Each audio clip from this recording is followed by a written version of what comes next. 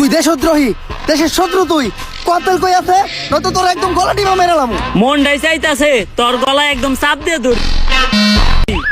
কি দিয়া চাপ দিয়ে ধরবি? কি দিয়া? আর একটা উল্টা পাল্টা কথা কবি না। তোরা তো হালকা করে তেল দিয়ে খেলেও দিতে পারতাছি না, কারণ দেশে তেলের সংকট। ভাই আমি কিছু করি নাই, আমি তো সামান্য একজন চোর। আমার নাম রতন চোরা। আমার একটা টিকটক আইডিও আছে, বিশ্বাসটা ভাই টিকটকের সাজটা দেন, প্রিন্স রতন চোরা 143। আমি দিনে টিকটক করি আর টিকটকের খরচ জোগানোর লাগে রাত্রে করি চুরি।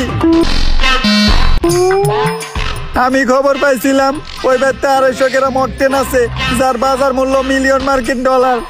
ভাবছিলাম এই তেল বেচে প্রথমে নিমু একটা নারী, তারপর কিনবো একটা গাড়ি, ইয়ার পর বানাবো একটা বাড়ি, তারপর ওই বাড়িতে করুম চুরি।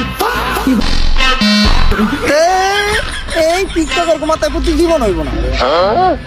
ওর আইডিটা হ্যাক করলাম নাকি ভাই? ভাই তুই ক, ওই বাড়ির থেকে আর কি কি চুরি করছ? ভাই ওই বাড়িতে তো আর কিছুই ছিল না, তেল আর এই কাগজটা ছাড়া।